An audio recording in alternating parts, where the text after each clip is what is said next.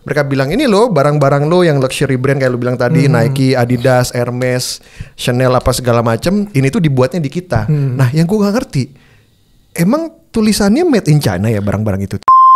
Tapi gini ya, kita oke lah sepakat semua bahwa segitu powerfulnya manufacturing di China ya. Tapi di sisi lain lo ngerasain ini agak bahaya gak sih man? Kayak kita dunia itu sangat ketergantungan terhadap China. Ya, Prabowo Subianto. Kenapa ada foto gua?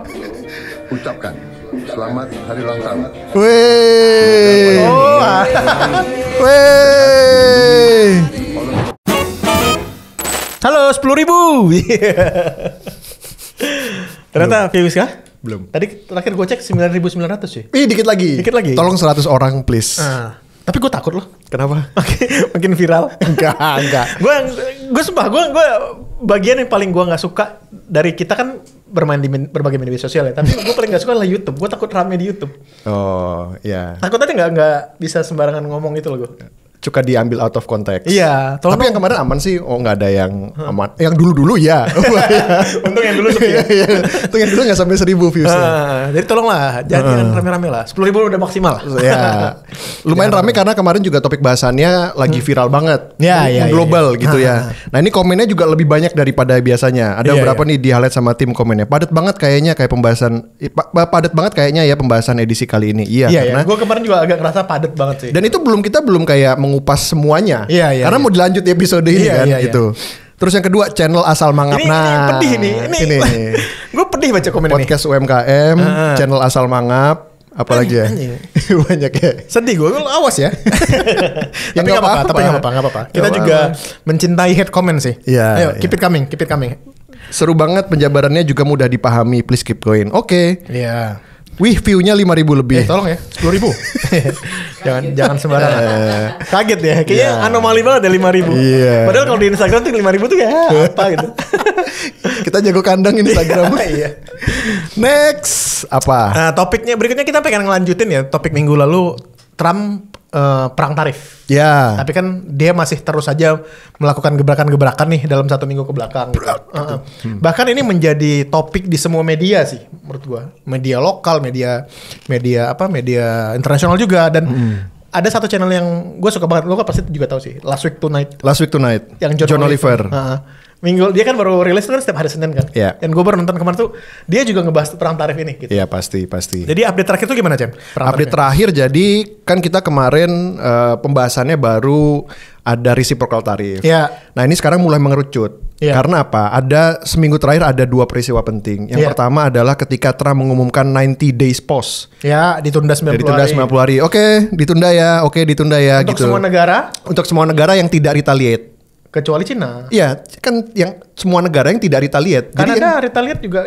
Kena juga ya? Kena juga. Oh iya. Jadi semua negara kecuali. Jadi it's personal. Trump take it personally gitu. Jadi kalau buat yang belum tahu, jadi kan tadinya cuma 34 sama 34%. Iya. Pokoknya pingpong aja tuh berdua. Pingpong. Sekarang end up-nya terakhir sekarang berapa? Tanggal berapa? Tanggal 14. Tanggal 15 April. Pokoknya tarif efektif yang dikenakan oleh US adalah 145%. Gila ya. Tarif yang dikenakan efektif oleh Cina adalah 125%. Dan gue yakin itu nggak akan berhenti sampai situ sih. Lu tau nggak alasan Trump menunda 90% itu 90 hari itu Pak? Jadi ada press con-nya, dia bilang the market started to be yippy kata dia. Jadi, seneng. Bukan yippy itu mulai shaky. Oke. Jadi karena kejadiannya kan gini kan, gara-gara dia announce tarif itu kan pasar sahamnya itu anjlok. Tapi dalam kejadian normal, ketika pasar saham anjlok, orang kan akan lari ke bond kan. Iya. Karena menganggap surat utang pemerintah Amerika Serikat tuh lebih stabil, lebih aman gitu. Tapi kemarin dua-duanya turun. Jadi itu udah kayak senjata makan tuan dan menunjukkan bahwa confidence orang terhadap leadership Amerika Serikat itu udah makin jelek gitu. Makanya nggak ada yang mau beli, dibuang. Dan in teori yang lu bilang bener gitu ya. Pasar sahamnya anjlok, orang lari ke bond. Tapi sekarang bondnya, yieldnya Amerika Serikat yang 10 tahun dan 30 tahun itu naik gitu ya. 10 tahun nah itu artinya yield itu artinya buat yang belum familiar adalah tingkat pengembalian gitu ya, returnnya berapa persen gitu ya. Nah, dan hubungannya terbalik. Betul. Jadi kalau yieldnya naik, harganya turun. Nah, artinya kalau yieldnya naik, artinya banyak orang, banyak negara atau yang institusi itu ngedumping surat hutangnya US. Nah, ini kemarin udah kita bahas sedikit juga ya, bahwa surat hutangnya US yang paling banyak pegang kan China. Jadi China satunya Jepang, China nomor 2. China nomor 2. Oh, satunya Jepang ya. Oke, jadi yang banyak membuang surat hutang itu. Nah, sekarang pilihannya US apa? Pilihannya US mungkin nggak banyak ya gitu. Karena kalau misalnya surat utangnya banyak didumping sama orang, yieldnya naik, dan dalam beberapa mungkin 12 bulan atau 24 bulan ke depan itu ada yang jatuh tempo, itu kan pilihannya tinggal di refinancing. Iya, benar. Nah, di refinancing itu kayak apa ya? Kayak di roll over gitu utangnya. Kayak lu punya utang. Bukan restruktur, ya di roll over lah. Iya, kayak kita utang di bank biasa. Betul. Gitu. Nah, masalahnya ketika lu refinancing utang lu dalam keadaan yieldnya tinggi, nanti utang barunya itu yieldnya ya, mungkin tidak serta-merta itu yang jadi patokan, tapi indikasi bahwa interestnya naik. Nah, pilihannya The Fed apa? Pilihannya The Fed tuh nggak banyak sebenarnya. Kalau gua coba soto ya, pilihannya The Fed mungkin kayak open market operation misalnya gitu ya. Jadi kayak dia ya udah ketika barangnya banyak didumping sama orang, dia yang beli gitu kan. Nah, ketika The Fed bikin open market operation, jumlah supply uang naik, inflasi naik, tunggu tingkat suku inflasi naik, lalu nilai tukar USD juga melemah gitu kan. Nah, itu sebenarnya jadi trade off gitu. Tidak banyak. Nah, pertanyaan besarnya kan kalau ini gua ambil dari Last Week Tonight sih. Pertanyaan si John Oliver itu, manuver Trump ini, dia nanya gini, direncanakan atau enggak menurut lo? Yang naikin, terus cut, tunda 10 hari. Menurut lo direncanakan dari awal, apa itu spontan aja? Ada indikasi. Ada indikasi disengaja oleh dia dan direncanakan dari awal. Ada indikasinya. Gua nggak tahu dari awal atau di tengah-tengah. Karena kalau lu ingat ketika bursa sahamnya tanking, di pembukaan di hari I think 4 hari lalu gitu ya. Tiba-tiba lewat social truth, apa namanya? Sosial medianya dia? Social truth ya namanya. Kalau salah ya, truth. Ya, truth sosial gitu ya. Dia punya sosial media sendiri si Trump dan kawan-kawan itu. Dia bilang kayak it's a great time to buy. Ya kan? Menganjing. Beberapa jam kemudian ditunda. Ditunda kenaikan tarifnya sampai 90 hari yang kita bilang tadi, sehingga bursanya ngaceng lagi. Dan Kongres Amerika Serikat juga udah mulai membuka opsi untuk menyelidiki Trump sih. Karena dianggap market manipulation. Dan teman-temannya yang kaya ya. Dan lucunya adalah ini dibilang ini direncanakan atau enggak gitu. Jadi ada potongan satu klip di Amerika Serikat itu. Jadi salah satu trade mungkin kayak dari Departemen Perdagangannya US lah, lagi di interview sama Senat atau Kongres gitu. Dan dia tahu tuh Trump itu menunda 90 hari tarif, lagi di interview. Jadi ditanya sama Kongresnya, ini jadi direncanain atau enggak gitu. Kok baru tahu sekarang gitu. Jadi itu menimbulkan tanda tanya besar. Dan ini kan gila ya. Maksud gue kayak lu tahu di tangan lu bisa membolak-balikan bursa saham gitu. Bandar segala bandar ini. Dan lu melakukannya blatantly gitu kan. Itu kayak daylight robbery sih menurut gue. Dan lucu gitu. Powerful sekali ya Presiden Amerika Serikat. Untuk ini. Jadi gara-gara perang tarif ini, di TikTok ada tren baru nih Chen. Jadi di TikTok itu akhirnya pabrikan-pabrikan Cina itu mulai nge-spill kalau selama ini barang-barang luxury yang dibilang brandnya US atau Europe itu ternyata buatan Cina. Karena apa? Karena mereka beranggapan ya udah daripada lu nanti beli yang mahal, nih quality dengan sama, lu beli langsung aja dari kita gitu. Oh, tapi kan susah juga ya. Tapi susah juga sebenarnya. Beli langsung kayak misalnya. Jadi waktu itu memang trennya di TikTok kalian bisa cek ya banyak gitu bahwa ada orang yang mengatasnamakan mereka supplier gitu ya. Mereka bilang ini loh barang-barang lo yang luxury brand kayak lo bilang tadi Nike, Adidas, Hermes, Chanel apa segala macem ini tuh dibuatnya di kita. Nah yang gue gak ngerti emang tulisannya made in China ya barang-barang itu tuh? Enggak. Oke, kalau Adidas, Nike oke lah ya, apparel, sportswear oke. Tapi kalau luxury brand? Ya, jawabannya adalah enggak made in China. Tapi gini, beberapa negara di US, di Eropa Serikat itu punya rule regulasi Chen. Jadi meminta sekian persen dari komponen produksinya. TKDN-nya lah. TKDN versi mereka. TKDN-nya Europe. Untuk dibikin di sana sehingga mereka berhak menggunakan made in negara tersebut. Iya. Kayak contohnya jam lah. Lu kan suka jam nih gua kan. Iya. Katanya 70% harus. Enggak, Swiss itu 60. Oh 60 ya. 60%. Jadi barang-barangnya bisa dari Cina semua, tapi craftsmanship-nya itu selama di assembly di sana dan dianggap lebih dari 60% udah bisa dibilang Swiss made. Wait. Jadi assembly itu termasuk itu produksi betul. Lokal. Betul. Assembly. Iya. Wow. Makanya kan yang dijual adalah craftsmanship kan. Iya, karena handmade. Nah, jadi gue kalau kemarin ada yang nanya di Twitter tuh, menurut gue barang-barang yang kayak gini tuh sebenarnya kayak kerja kelompok. Yeah. Sebagian dikerjain di Cina, di transport gitu ya, disusun, baru ditempel made in France, made in Italy gitu. Yang lucunya adalah dari tren ini gue suka banget ngeliat komentar-komentar orang yang ngerasa bubble itu pecah gitu loh, kayak bubble-nya pecah. Iya, jadi kayak ini nggak mungkin, gitu, ngerti nggak? Nggak mungkin tuh yang masih denial, yang kayak nggak mungkin dibuat di Cina barang-barangnya. Ini kan cuman KW super gitu orang Amerika gitu. Jadi ngerasa bahwa selama ini mereka bayar mahal itu buat craftsmanship yang lebih tinggi. Yeah. Padahal gue aja udah mengakui udah sama sih levelnya. Dan orang membeli jauh lebih mahal simply karena tag-nya. Lo kebayang gak sih artinya profit margin yang ditelan sama brand itu seberapa besar? Menurut lo orang terkaya dunia Bernard Arnold itu kenapa dia bisa? Itu LVMH ya? LVMH itu karena dari situ. Karena mereka itu bisa punya kemampuan untuk menaikkan harga. Enggak, karena gue pikir tadinya orang-orang yang bahan bakunya itu bener-bener dari Eropa gitu loh. Jadi itu mah. Nah sekarang kan kita tahu. Tapi bahan bakunya juga yang kemarin yang di-spill di TikTok Cina itu, yang dia bikin tas Hermes, itu bahan bakunya emang dari Eropa. Jadi kayak zipper dari mana? Maklon aja berarti. Dimaklon ke Cina. Enggak, jadi barang-barang itu diimpor, kayak kulit leathernya tuh. Leather itu dari Italia gitu. Tapi craftsmanship-nya itu dibikinnya di Cina. Malah kebalik. Oh iya, jadi maksudnya Cina nyumbang tenaga kerjanya gitu ya? Jadi level craftsmanship dibilangnya Chinese artisan itu levelnya udah sama European artisan. Jadi menurut gue sama gitu. Kayak lu handphone apa? Apple. Iya, iPhone kan, tapi iPhone. Made in China kan. Made in China. Bahkan Apple itu literally tulisannya adalah design by Apple kan kalau nggak salah. Apple tapi assembled in China. Udah nggak bisa nutupin kalau itu ya. Udah nggak bisa nutupin dan. Lu tahu yang paling lucu apa nggak? Ada satu video TikTok, gua nggak tahu siapa. Cuman kayak ada satu orang gitu masuk ke Magastore. Iya. Magastore itu mungkin kalau di sini dulu OKOC Store ya? Bukan. Magastore itu kalau di sini itu mungkin 212 Mart. Benar. Ya. Ada yang mana? Wah, ini lihat nih. Ini Magastore itu jadi dia jual aksesoris Maga ya, yang warna merah itu. Topi, tumbler apa segala macam. Kita lihat pasti di sini buatan Amerika semua. Dibuka Pak semua Pak. Topi made in China. Tumbler made in China. Jadi gara-gara ini dihajar habis-habisan sih. Terakhir tuh White House spokesperson kan atau yang cewek biasanya. Itu pakai baju ya. Tadi pagi gue liat dia pakai baju, dicari dong bajunya tuh made in China kan. Gue kayak anjing gila ya, retaliationnya China itu gila banget ya. Ngomong-ngomong Apple. Ngomong-ngomong Apple. Jadi di luar itu ada exemption. Kenapa tuh? Ternyata Trump sebelum weekend kemarin, ngomongkan bahwa China lo kena 145% tarif, 145% tarif untuk kecuali ya perangkat komputer, smartphone termasuk di dalamnya semikonduktor.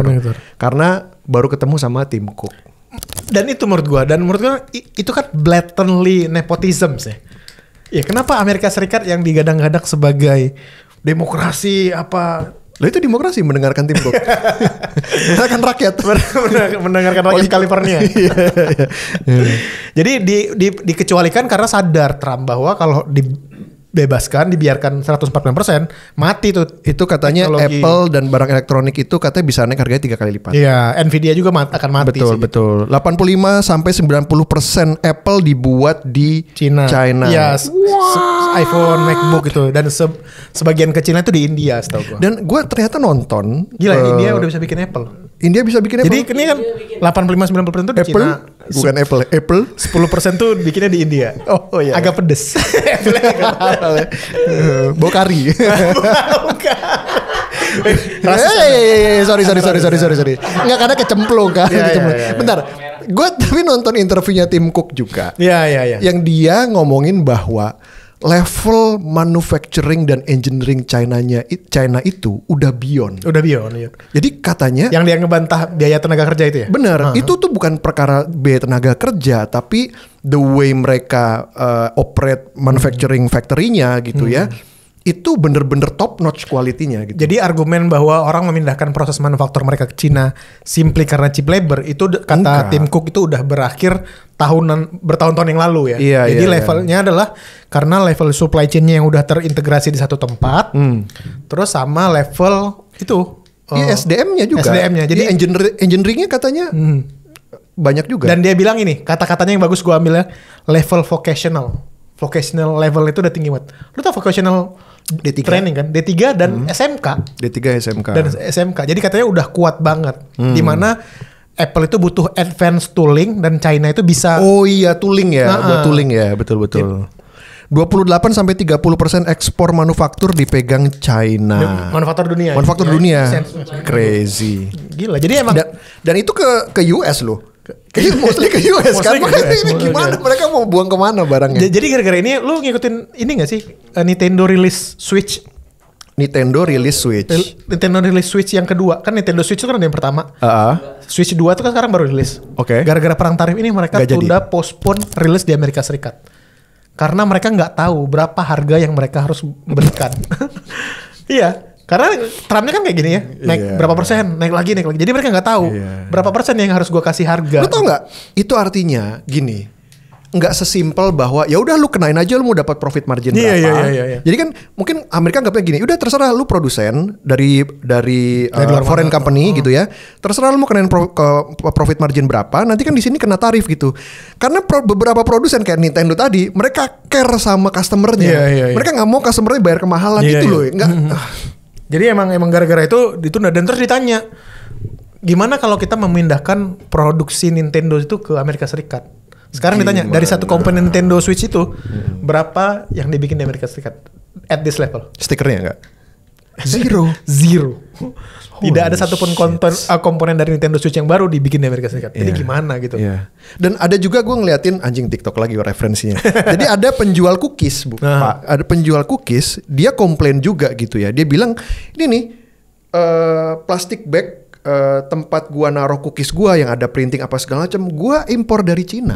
Karena di sini nggak ada yang bisa bikin sebagus ini dan semurah ini. Gitu. Tapi gini ya, kita oke lah sepakat semua bahwa segitu powerfulnya manufacturing di China ya. Tapi di sisi lain lo ngerasain ini agak bahaya nggak sih, man? Kayak kita dunia itu sangat ketergantungan terhadap China. Ini kayak lo lihat meteor tapi udah jarak 30 meter sih. Agak telat ya. There's nothing we can do. Nggak ada yang bisa kita lakuin. Harusnya Indonesia bisa nggak ya bikin kayak gitu ya? Manufacturing. Nggak. Cheap labor kita. Coba dari dulu industri. Apa sih industri makanan? Yang maksudnya makanan. Nggak usah advance tooling lah. Yang simple aja, ngejahit, garment gitu kan. PHK? Serius, PHK banyak. Ormas banyak ya. Pusing juga. Nah, kita jualan natural resource sudah. Indonesia itu jagonya. Keruk ya? Keruk aja. Keruk jual. Drill baby drill. Ya. Itu ada fast money. Yang X apa tuh nonton ini? Mana?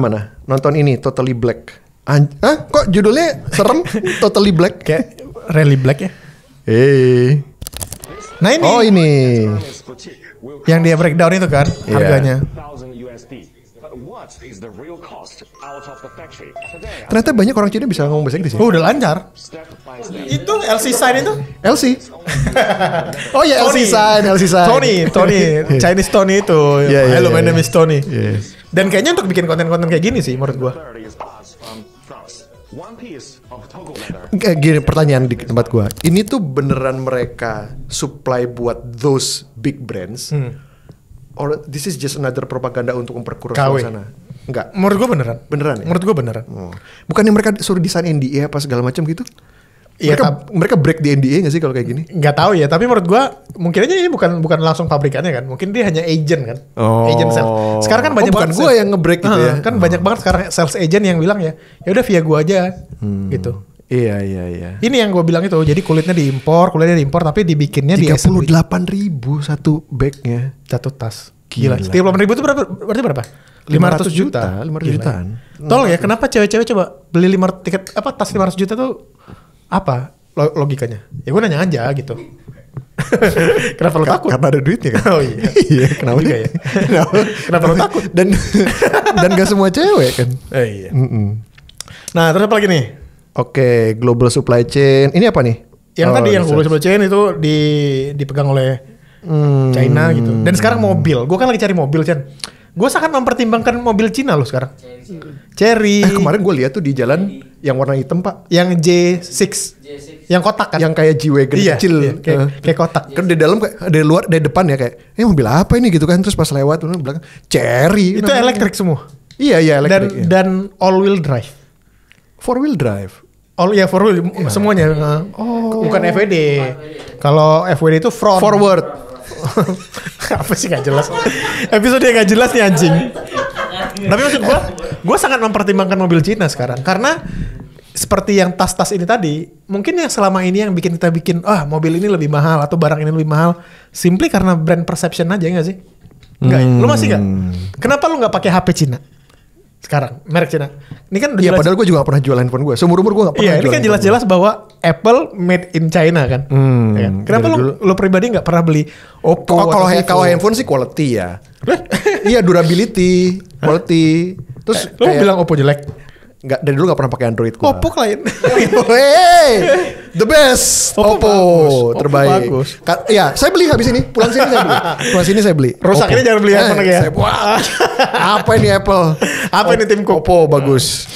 Nah, terus apa lagi nih? Perang tarif ini akan membuat defisit perdagangan AS dan Cina meningkat 295 miliar. Jadi 1 billion, lebih dari 1 billion. Iya, akhirnya semuanya kena ya. Jadi kayak petani kena gitu. Terus ada yang bagus banget bilang kayak gini, Ceng. Jadi kesalahan terbesar Trump itu adalah melihat perdagangan sebagai sum zero game, kata dia. Iya, itu kata dia. Jadi ada satu ekonom yang bilang bahwa kalau gua beli lebih banyak daripada gua jual lebih banyak, itu gua rugi, kata dia. Sama satu lagi Pak, yang waktu itu lu sempat mention juga bahwa ini kan defisit perdagangan yang tercatat keluar masuk pabean. Nah, yang servis pi? Iya, yang nggak pernah dicatat. Kan Amerika udah profiting berapa banyak dari situ kan gitu. Dan dihajar juga, yang mereka surplus juga dihajar. Singapura kan yang mereka surplus. Iya, Singapura surplus dihajar juga ya. Dihajar juga. Jadi dia bilang bahwa Trump ini melihat perdagangan tuh seperti zero game. Jadi kalau nggak sama, zero sum game. Ya zero sum game gitu. Jadi padahal tuh dia bilang gini, itu sama aja kayak menganalogikan gua sama tukang cukur gua. Gue tuh selalu trade defisit. Iya benar. Seolah-olah dia nggak dapat apa-apa gitu. Lu harusnya ngelihatnya akumulasi global. Dan lu dapat barangnya kan anyway gitu. Lu pakai juga benefit barangnya. Iya, gitu. masa lu terus nggak mau cukur? Iya. Masa lu gondrong? Gitu. Trump mau gondrong. Nah, ini komen-komentarnya coba. Tuhan membuat bumi dan makhluk hidup, sisanya buatan Cina. Ya itu, ya benar sih. Nah, Tuhan. Wah, makin bangga pakai Xiaomi, saudaranya Apple ternyata. Oh iya. Iya, sebelahan ya. Sebelahan. Kerennya saat ada gempuran perang dagang kayak gini, rakyat dan pemerintahnya kompak melawan dengan berbagai cara dan berbagai platform. Gak heran kalau mereka jadi negara maju. Gak heran juga ada istilah tentulah ilmu sampai negeri Cina. Ya kan soalnya gini ya, gue nggak suka ini agak mendiskreditkan Indonesia. Iya, kenapa? Ya gitu? Kan? Mereka bilang ya, rakyat dan pemerintahnya kompak. Terus maksudnya Indonesia enggak, gitu kan? Kalau ngelawan kayak gini. Nggak, gini loh. Karena kemarin kan ada satu jubirnya China juga yang bilang kayak gini. Lu nanti kalau misalnya nggak bermitra dagangan dengan Amerika, barang lu mau dibuang kemana? Iya. China has been here for more than 6,000 years. And most of those years there is no US. Iya. Gitu kan. Jadi ya kita akan survive aja gitu. Nah, ini gara-gara kayak gini, Indonesia itu kan sebenarnya pertanyaan berikutnya adalah di mana nih posisi Indonesia gitu, ya kan? Di mana posisi Indonesia? Baru mau berangkat, belum ada ya. Statement resmi belum ada. Dari pemerintah kan belum ada statement. Yang Bu SMI itu? Ya, maksudnya kan belum statement yang kayak PM Singapura itu loh, belum ada kan statement resmi. Delegasi belum berangkat gitu. Jadi menurut gue visanya ketahan. Sudah hampir 1 bulan ya belum ada respon apapun ya. Tapi bursa kita udah. Iya, nah itu yang gue bilang. Impactnya nggak. Bahkan banyak yang nyopet kemarin. Iya, malah banyak yang nyopet di bursa. Kayak gue bilang, udah bukan prioritasnya Pak Prabowo gitu. Iya. Hari ini OTW. Hati-hati buat delegasi. Semoga selamat sampai Pak Erlangga. Tapi Pak Erlangga itu surprising nih, ngomongnya bagus loh. Lihat nggak lu yang di Enggak, gue emang jago Pak Erlangga. Emang bagus dari dulu. Mau ketemu besok tanggal 22. Oh iya. Ya, jadi pertanyaan berikutnya adalah di mana nih posisi Indonesia kalau di perang dagang jilid 1 itu periode pertama Trump yang berhasil jadi pemenang dari perang dagang US sama China ini kan Vietnam ya. Iya. Ya kan, jadi banyak pabrikan-pabrikan itu memindahkan usaha mereka di Vietnam supaya ngakalin lah tarif dari barang-barang dari Cina. Nah, kita bisa nggak ya Chen kayak gitu?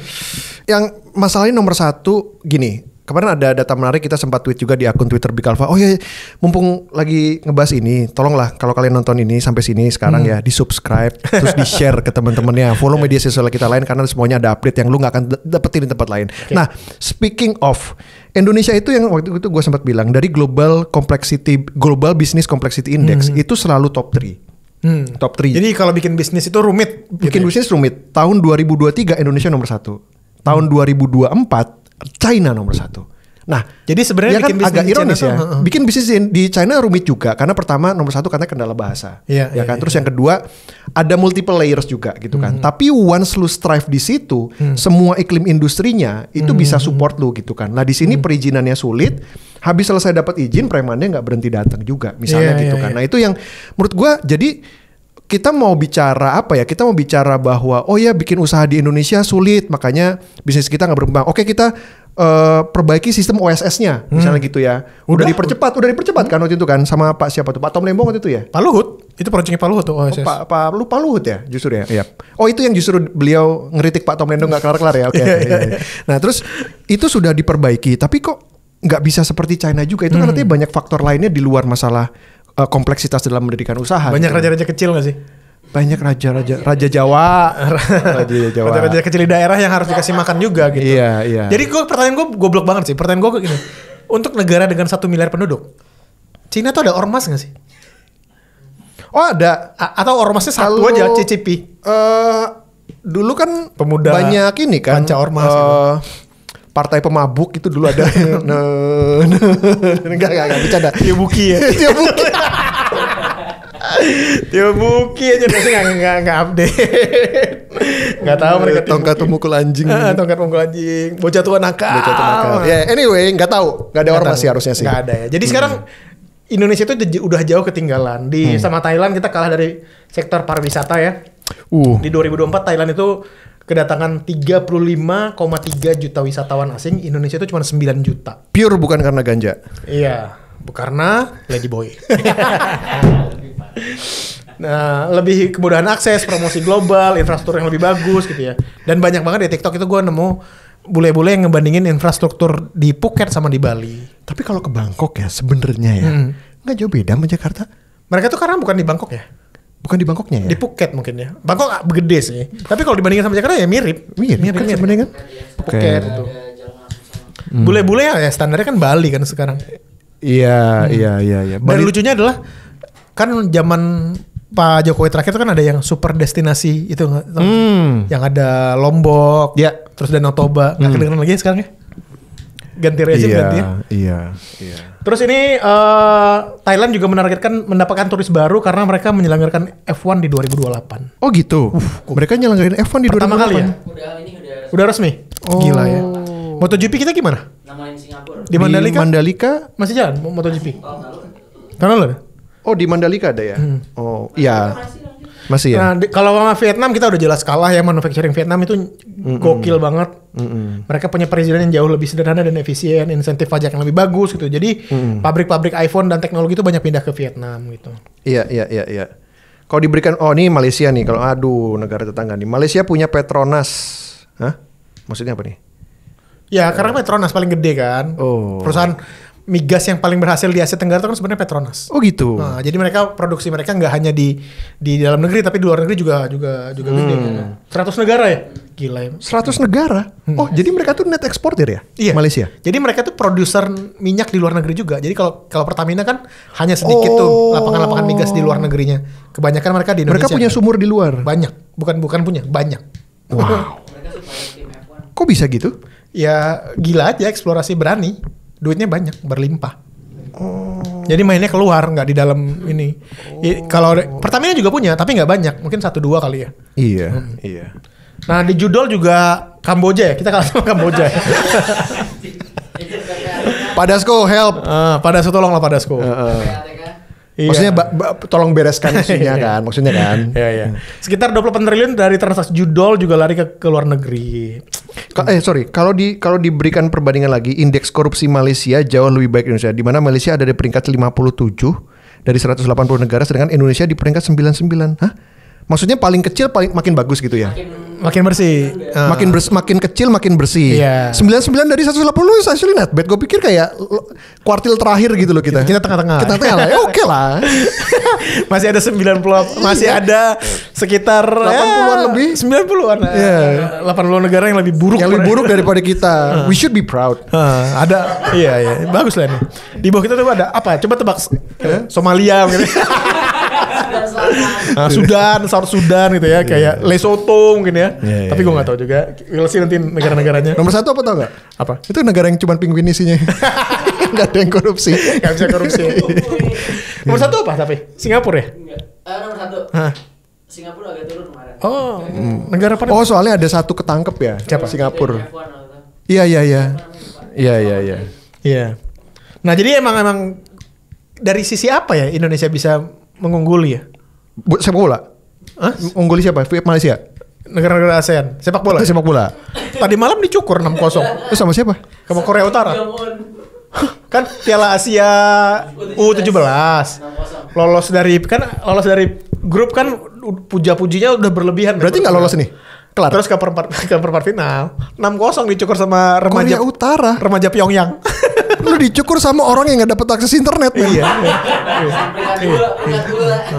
Jadi udah kelar nih. Udah gugur. Oh. Jadi katanya Garuda Muda dicukur sama remaja Pyongyang. Oh, soalnya Pak Erik tuh kadang suka celebrate trofi-trofi yang aneh. Iya. Trofi naik peringkat ke 130. Iya. Kita bukan pembenci timnas ya. Bukan. Cuma nanti aja selebrasinya. Nanti aja gitu. Nanti aja. Soalnya kemarin pas menang grup itu menurut gua kayak belum menang apapun gitu. Menurut gua kasihan kayak, weh kita udah sampai sini. Pemain yang baca, jadi kayak lu lihat kemarin abis dicukur 6-0 nangis semua cuy. Yang U17 itu nangis, literally nangis. Karena masih remaja juga kan. Bocil. Mungkin bocil kan 17 tahun. Bocil. Mungkin mereka itu first defeat kali ya. Dan sekali langsung 6-0 pada nangis semua rata. Gak ada yang gak nangis. First defeat kan. Karena di grup menang mulu gitu. Jadi turut berduka cita. Masih panjang lah umur gitu ya. Masih banyak waktu untuk bisa merasakan kesulitan-kesulitan sepak bola di Indonesia. Dan gitu kekalahan lagi. Bener. Lu nggak bisa menang kalau nggak pernah ngerasain kekalahan. Bener dong. Mentalnya jadi lebih terbangun gitu. Bagus sebenarnya sering kalah ya. Bagus. Jadi nggak cepet jumawa gitu. Karena penyakit sepak bola Indonesia itu tau nggak apa? Bagus di usia muda, begitu tua kalah. Oh, bagus di usia muda. Oh iya, zamannya Indra Safri ya. Evan Dimas. Itu dulu tai-taiin Lee Min Jae, men. Lee Min Jae sekarang jadi back di Bayern Munich. Evan Dimas di Liga 3. Lee Min Jae. Kim Min Jae yang backnya Korea. Yang dulu dari Napoli kan? Iya, terus yang penyerangnya itu siapa? Yang di pemain penyerangnya di Inggris? Wang Hichan. Itu diketekin oleh Evan Dimas, men, di Jakarta. Gokil. Evan Dimasnya sekarang Liga 3. Bahas judul. Mana? Bahas judul. Nah, lanjut ya. Di judul tadi walaupun negara ini dicap sebagai negara judi, justru regulasi judi yang lebih longgar dan legalnya kasino membuat negara ini bisa meraih banyak uang dari judi dan nggak lari di negara lain. Gila aja. Berarti Kamboja ini mengikuti jejak Makau ya? Iya. Makau gitu ya. Wah, pada 2019 sektor ini menyumbang 1,2 miliar ke negara mereka lewat pajak. Sedangkan Indonesia harus kehilangan 28 triliun dari transaksi judol. Gimana ya? Itu sulit. Kenapa? Zeus langsung manggil. Ini apa? Mau suruh deposit top up. Suruh depo. Ya udah, reaction.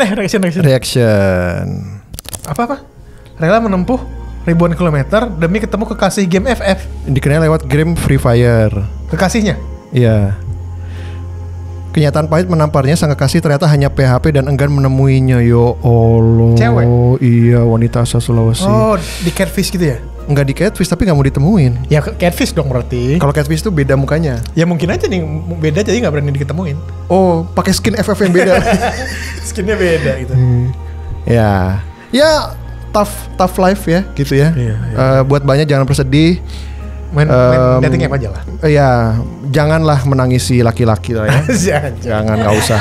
Keluar dari seorang laki-laki yang sering membuat wanita menangis. Bohong. Fokus pada hidupnya, fokus karir, improve diri. Nanti laki-laki datang sendiri. Percaya sama saya. Karena saya lah. Yo next. Aduh. Ini apa deh? Brengsek nih acara ini. Selamat ulang tahun. Oh Mayor Teddy. Let call. Sorry. Komennya, baca komennya. Komen apa? Tai lah. HBD Bun. Gua gak mau baca. Dicium dong keningnya, wow ya Allah. Dan ini tau gak lo? Coba di post lo. Lo tau gak? Ini kan gue tweet, gue kasih tau di grup. Umur berapa? Mas Teddy ini 36 ya? Beda setahun sama kita. 35, oke. Dan lo tau gak? Teddy dan Ibu Titi ulang tahun di hari yang sama. Sumpah gak bohong demi Allah. 14 April. Ada apa ini? Ada apa? Hah? Ya kan? Dikat aja gak sih ini? Ya kan gue cuma bilang sama-sama 14 Ferry Irwandi aja tutup akun loh. Lo mau nih tutup akun. Ya udah selamat ulang tahun Mayor Teddy, kita beda 1 hari ulang tahunnya. Semoga ini. Ya let call ya? Udah let call Teddy. Let call Teddy. Saya Prabowo Subianto. Kenapa ada foto gua? Ucapkan selamat hari ulang tahun. Weh. Weh. Allah Subhanahu wa taala diberi kebaikan. Dicapin selamat ulang tahun sama Prabowo lu. Makasih Pak Prabowo. Ya, teman-teman hari ini Tirta ulang tahun ya. Tanggal 15. Ada apa nih? Happy birthday to you. Happy birthday to you. Happy birthday, happy birthday. Happy birthday. Hawin mau. Loi.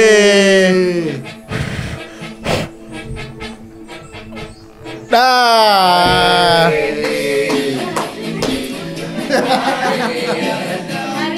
Hawi mau. Wah, anjing bagus nih surprise-nya, gue nggak curiga sama sekali. Terima kasih Pak Prabowo. Ini jangan Chandri syutingnya prank ini. Iya, dibawa dihapus. Udah hapus. Makasih ya, ini dekat belum? Oh, udah dikat ya, dadah. Nah.